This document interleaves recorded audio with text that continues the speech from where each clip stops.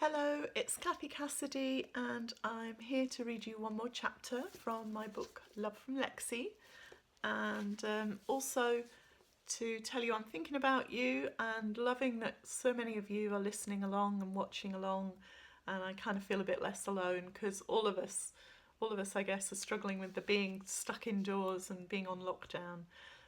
But thank you so much for your support. I've actually been asked to go on the radio and talk about reading a chapter out, which is a bit scary. I have to do that interview, I think tomorrow. So yeah, that will be interesting. Not really enjoying all that sort of thing, but scary times, eh? Anyway, I hope that being able to escape just for 10 minutes out of your day into Love from Lexie is helping you a little bit. And here we go with another chapter. It's chapter 13. And as usual, we start off with the filler between the chapters, and this time it's a text message. So I'll read out the text message. It's to Marley Hayes, Dylan Hayes, Sasha Kaminsky, George Clark, Samir Murad, Jake Cook and Lee McIntosh. So a group message, and it says, urgent band meeting in music room, 12:30 p.m. Won't take long, but please be there. Can someone tell Sammy don't have a contact number for him? Have seen Bex, Happy and Romy and they know. Love, Lexie. So please ignore the ringing telephone in the background. Can't control these things, but hey. So on to chapter 13 proper, and it's called A Plan. I should have gone to those stupid consultation meetings about the library, Bex tells me as we head into school. I never bothered to show my face. Miss Walker said the library had tons of public support, but look what's happened. If I'd been there, maybe I could have made the council understand.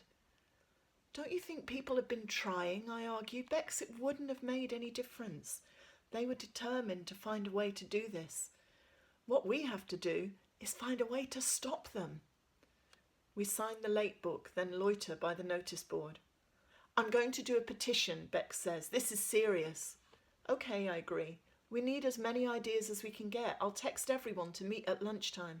Tell them we've lost our practice space. Someone might think up a way of stopping this. Maybe, Bex says. In the music room, 12:30. I'll see you then. Lee McIntosh is playing his mournful intro to our Back Then song when I head into the music room later on with Bex, Happy and Romy. By that time, Bex has collected 113 signatures on her hastily made petition. Okay, it's actually her French exercise book, or was, but that's a detail. The point is, she can be very persuasive. Happy, whose mind works along the same lines, blagged her way onto the computer in maths. She can wind Mr. Singh around her little finger. And she managed to set up an online petition which is gathering names almost as fast. Now, with the band gathered too, I can sound out my letter-writing plan. What's up, boss? Marley asks, lounging on a desktop with his little brother, eating chips. Written a new song? Enlisted Taylor Swift to take over from Sasha? Got us a headlining gig at Glastonbury? None of those, I say. I'm still in shock I wrote a song at all. I'd rather have Sasha sing than Taylor Swift any day, and I don't think we're quite at the Glastonbury stage just yet. Soon, though. No, this is something that's going to affect us all.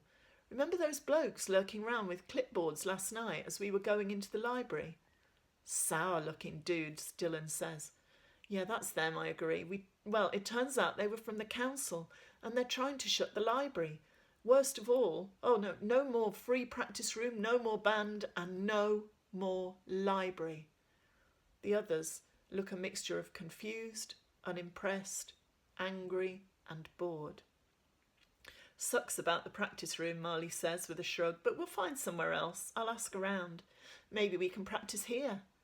I narrow my eyes. For a fee we can, I tell him. I've already asked. After school hours, classrooms and halls are rented out to the public to raise funds for the school. And trust me, we can't afford it. The only way it's free is if we're doing a school play or an after-school club or something. The whole place is off limits unless there's a teacher or a caretaker to supervise. Lunchtimes, Sasha suggests, but I shake my head again. Lunchtimes here are so short, we'd barely have a chance to get started before we'd have to pack up. I point out. I don't think Mr. Simpson would be sympathetic about the noise either. It's GCSE time, remember? You're right, Marley replies. This is where having such a big lineup gets awkward. We need a large hut in the middle of nowhere with soundproof walls and hot chocolate, squash and cookies on tap. I roll my eyes. I'm sure we'll find another practice space, I say, with or without the hot chocolate and cookies. You're missing the point, Marley. We can't just let them close the library. It's our library. You can keep it, Marley says. Libraries are outdated anyway. I get enough of books at school. Not quite enough, clearly, Beck snaps. Or maybe you'd do better in your exams and be a bit more clued up on stuff. This is not all about you, Marley Hayes. He shakes his head, laughing, but Bex is fierce once she gets started. You think books are outdated, she pushes on. What would you prefer, Marley, a society where people only learn what their computer tells them? Where they're kept ignorant of what's going on around them, ignorant of the past, oblivious to what the government might be getting up to? Because that is the way we're heading. We'll all be too busy watching TV and playing our virtual reality computer games. We'll stop caring, stop thinking, stop asking questions. We'll just be couch potatoes, brainwashed and useless. Don't hold back now, geek girl, Dylan sniggers, and Bex chucks the French book full of collected signatures at his head. It lands on top of his perfectly gelled quiff before sliding off onto the floor. Nice shot, Marley comments. Bet you didn't learn that in a book. I did, actually, she snaps. A Beginner's Guide to Dealing with Irritating Little Boys, I think it was called. Dylan scowls, but when Bex picks up the French book and asks him to sign the list at the back, he does it without complaint. The petition makes its way around the group, and Bex asks everyone to sign Happy's online petition too, and share it with their families. My mum will sign, definitely, Romy promises. I borrow loads of books from Bridge Street Library for her. The library in town's good, but it's a really long walk, and we don't have the cash to spare for bus fares. My lot will sign too, Jake agrees. My little sisters love the library. We use it loads. I fling Marley a told you so look, and he holds his hands up in a gesture of surrender. Okay, so some people like libraries, he admits. Whatever floats your boat. It's a free world. That's just what it's not, I point out. Not for the likes of us, not once they close the libraries. Come on, Marley, once they close, it won't be opening again, will it? And that nice Miss Walker who brings you hot chocolate and cookies, she'll lose her job. Nah, Marley argues, I'll just move her to another library. I sigh, exasperated. You're not listening, Marley. They're closing all the local libraries, and it's not like there are a whole lot of other jobs around here, are there? She's right, Lee chips in. My dad's out of work, and he uses the library computers for his job search every day. He'll be stuffed if it shuts. See, Bex tells Marley crossly, just because you're only interested in fighting, flirting and playing guitar doesn't mean that others are all the same. She collects the paper petition, and Happy asks everyone to share the online version with a hashtag to get it trending. I just wanted to tell you this as a group because it does affect us all, I say above the rumble of chat. I've written a letter to the council to tell them to keep the library open, and I think we should all write letters and get our families involved, friends and neighbours. If the council see how much we all care, they'll have to reconsider. Don't hold your breath, says Marley. He might be right for once, Bex considers. I'm not sure our feelings count for all that much to the council, but if we get the local paper involved, that might help. Something to make them sit up and take notice. Forget the libraries, Marley snaps. We have more important things to worry about. Keep your eyes peeled for a new rehearsal space and make sure you practice this weekend. The band comes first. We can't let this ruin things for the lost and found, okay? The bell screeches to send us to afternoon lessons, and we scramble. Marley tugs at my arm as I head out of the door, but I shake him off, annoyed. His lack of interest in the library feels like a betrayal, and I feel stupid for imagining he might want to stick up for me. He leans towards me, and I see a fresh cut on his jaw, a row of skin knuckles on his right hand.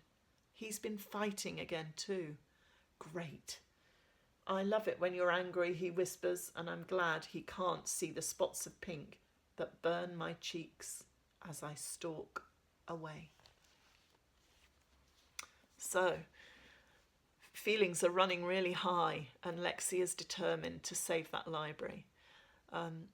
And now we're in another situation where all the libraries are closed. Even if you do have a library near you, the chances are you can't actually get to it, which is awful. But hopefully you can maybe download e-versions of your favourite books through the library, or do that, from, buy an online. A lot of online books are free or very, very cheap at the moment, which really can help with the whole lockdown thing. Being able to escape into a book, one of mine or a different one, it really doesn't matter, can help so much. You just forget yourself for a little while when you step into the world of a story.